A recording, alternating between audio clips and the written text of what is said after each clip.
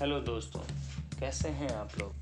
मैं सुभाष गुप्ता, सहायक अध्यापक पीएससी मिलिया, अपने चैनल स्टडी मनिया बाय दिव्या गुप्ता में आपका स्वागत करता हूं।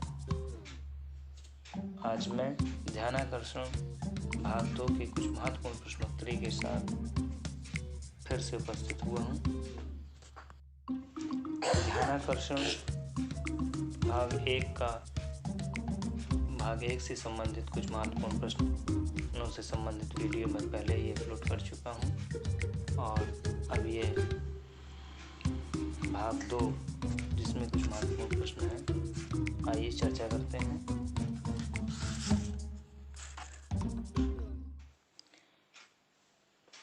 पहला प्रश्न है, लर्निंग गैप की चर्चा ध्यानाकर्षण के किस भाग में की गई है। लर्निंग गैप से तात्पर्य है कि बच्चों के पढ़ाई में जो एक अंतराल हो जाता है उसकी चर्चा ध्यानाकर्षण के किस भाग में की गई है। भाग 2 में की गई है। प्रश्न दूसरा है, कक्षा शिक्षण गतिविधियों को कैसे संचालित करते हैं। अर्थात कक्षा में शिक्षक को पढ़ाते समय अपनी विविध गतिविधियां जिसके माध्यम से पढ़ाई गई विषय वस्तु को बड़े ही रोचक ढंग से किस प्रकार प्रस्तुत करते हैं। उत्तर है पाठ्य पुस्तकों, कार्य पुस्तिका व अन्य शिक्षण सहायक सामग्री द्वारा। प्रश्न नंबर 3, कक्षा शिक्षण के उपरांत सबसे महत्वपूर्ण एवं व्यवहारिक पक्ष क्या है। सबसे व्यवहारिक पक्ष क्या है। उत्तर है बच्चों को पढ़ाया गया समझ में आ रहा है या नहीं। निश्चित तौर पर यदि हम अध्यापक इस तरह से पढ़ाएं कि बच्चों को पढ़ाया हुआ समझ में ही ना आए तो हमारे पढ़ाने का कोई औचित्य ही नहीं है। प्रश्न नंबर 4, अंक आधारित मूल्यांकन से बच्चों के वास्तविक सीख के स्तर को पता कर सकते हैं। उत्तर नहीं। निश्चित तौर पर आप अनुमान लगाइए कि यदि किसी बच्चे ने परीक्षा में कहीं से चीटिंग करके नकल करके बहुत अच्छे अंक प्राप्त कर लिए हैं तो क्या हम उसके सीख के स्तर का कि बहुत अच्छे स्तर का अनुमान लगा सकते हैं। बिल्कुल नहीं। तो प्रश्न नंबर 5 है, आरंभिक परीक्षण प्रपत्र में प्रश्न होंगे। कैसे प्रश्न होंगे। उत्तर है 4 प्रकार के प्रश्न होंगे। नंबर 1 बोधात्मक, नंबर 2 ज्ञानात्मक, नंबर 3 अनुप्रयोगात्मक और नंबर 4 है तर्कात्मक। प्रश्न नंबर 6, आरंभिक परीक्षण प्रपत्र में बोधात्मक प्रश्न होंगे। कितने होंगे। 50%, 50% प्रश्न बोधात्मक होंगे। अगला प्रश्न नंबर 7, आरंभिक परीक्षण प्रपत्र में प्रश्न होंगे मतलब किस प्रकार के प्रश्नों को किस प्रतिशत में रखा जाएगा। नंबर 1 ज्ञानात्मक, इनकी संख्या 20% होगी। नंबर 2 बोधात्मक, लगभग 50% प्रश्न बोधात्मक होंगे। नंबर 3 अनुप्रयोगात्मक, 20% प्रश्न अनुप्रयोगात्मक होंगे। और नंबर 4 है तर्कात्मक, और जो कि जिन तर्कात्मक प्रश्नों की संख्या होगी 10%। प्रश्न नंबर 8 है, लर्निंग आउटकम अधिगम संबंधी परिणाम से क्या आशा है। उत्तर उन परिणामों से है जो विद्यार्थियों को उनके पाठ्यक्रम के अनुरूप अपेक्षित दक्षताओं के प्राप्त होने पर दिखते हैं।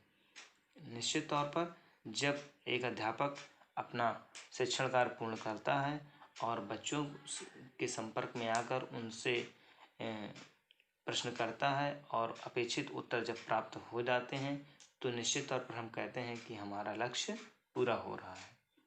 प्रश्न नंबर 9 है, बच्चे की प्रगति का आकलन गुणात्मक तथा संख्यात्मक रूप से करने हेतु अवलोकन कैसा लक्ष्य है।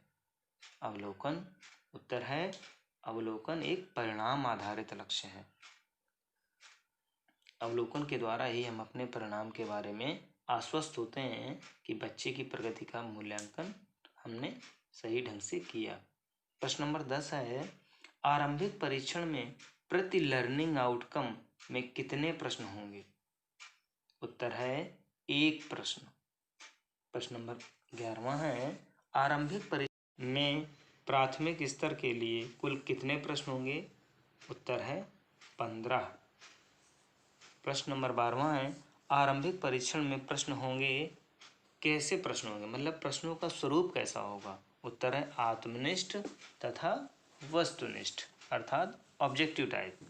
प्रश्न नंबर 13 है, आरंभिक परीक्षण में उच्च प्राथमिक के लिए प्रश्नों की संख्या होगी। कितने प्रश्न होंगे? उच्च प्राथमिक यानी 6 से 8 के लिए 25 प्रश्नों की संख्या होगी और प्राथमिक स्तर के लिए कितने प्रश्न होंगे? 15। प्रश्न नंबर 14 है, दैनिक जीवन में हिसाब लेन देन किस रूप में परिलक्षित होता है? किस रूप में परिलक्षित होता है? उत्तर है सीखने के प्रतिफल के रूप में। प्रश्न नंबर 15, वास्तविक अधिगम स्तर तथा कक्षानुरूप अपेक्षित अधिगम स्तर में अंतर की स्थिति में आप क्या करेंगे? उत्तर, अंतर को कम करने का प्रयास करेंगे, अर्थात वास्तविक अधिगम स्तर और कक्षा के अनुरूप अपेक्षित अधिगम स्तर में कोई भी अंतर नहीं रहना चाहिए। प्रश्न 16 है, शिक्षक के लिए कौन सी परिस्थितियां कठिनाई पैदा करती हैं? उत्तर है जब बच्चा वर्ण नहीं पहचानता या 2 अंकों का जोड़ नहीं कर पा रहा हो तो उसे आगे कैसे पढ़ाएं। निश्चित तौर पर समस्या आ जाती है कि जब बच्चे को बेसिक ज्ञान ही नहीं आ रहा है तो हम उसके ज्ञान को आगे कैसे बढ़ाएं। प्रश्न नंबर 17 है, आरंभिक परीक्षण में उच्च प्राथमिक के लिए पूर्णांक होगा। आरंभिक परीक्षण में पूर्णांक कितना होगा? 75 नंबर का पूर्णांक होगा। प्रश्न नंबर 18 है, आरंभिक परीक्षण में प्राथमिक के लिए पूर्णांक होगा। प्राथमिक के लिए कितने अंकों का पूर्णांक होगा? 45 यानी 45। और उच्च प्राथमिक के लिए कितना होगा? 75 यानी 75। प्रश्न नंबर 19 है, आरंभिक परीक्षण के उपरांत कितने दिनों में कॉपी चेक हो जानी चाहिए? अर्थात परीक्षा हो गई है बच्चों की और कापियाँ कितने दिन में चेक हो जानी चाहिए? बहुत दिनों का के लिए हम उसको पेंडिंग में नहीं कर सकते हैं, मात्र 2 दिनों के अंदर ही इसका मूल्यांकन कर लेना चाहिए। प्रश्न नंबर 20 है, आरंभिक परीक्षण में प्रति प्रश्न कितने अंक का होगा? प्रति प्रश्न 3 अंक का होगा।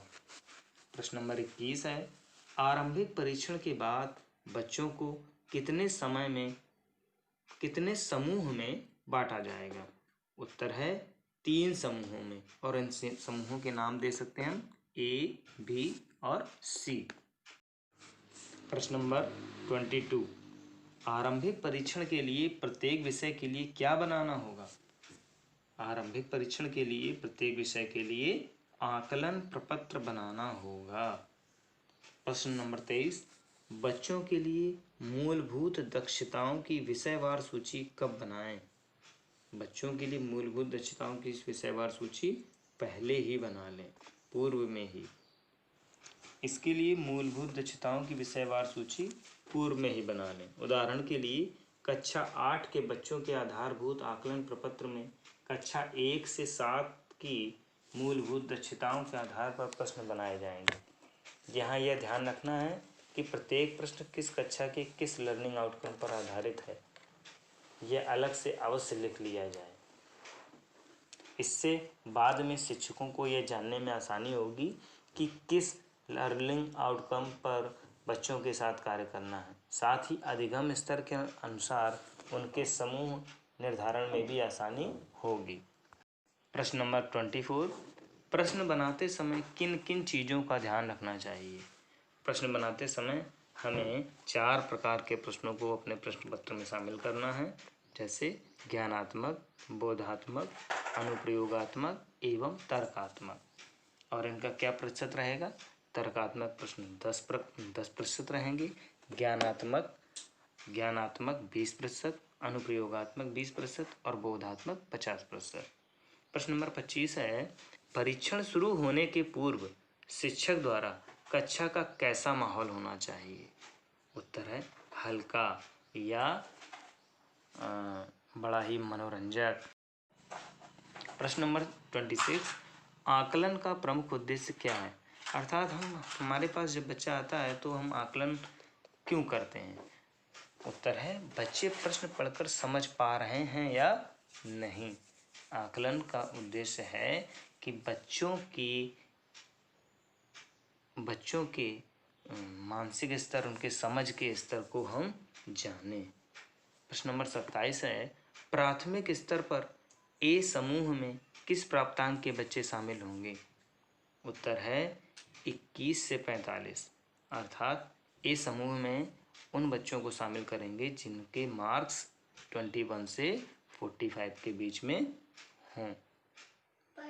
प्रश्न नंबर 28, प्राथमिक स्तर पर बी समूह में किस प्राप्तांक के बच्चे शामिल होंगे? ऐसे बच्चे जिन्होंने परीक्षा में 16 नंबर से लेकर 20 नंबर तक अंक प्राप्त किए हों।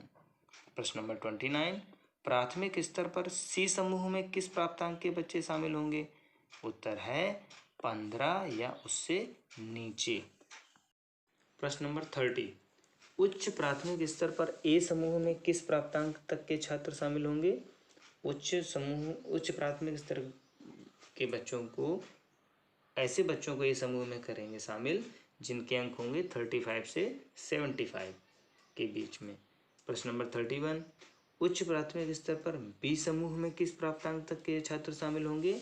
ऐसे बच्चे जिन्होंने परीक्षा में 26 से 34 के बीच में या 34 तक अंक प्राप्त किए हों।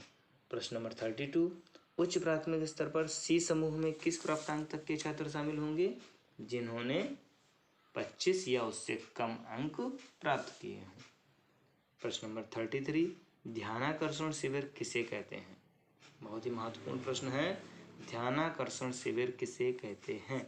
उत्तर है लर्निंग आउटकम पर 2 महीने या लगभग 50 दिन तक कार्य करने को ध्यानाकर्षण शिविर कहते हैं।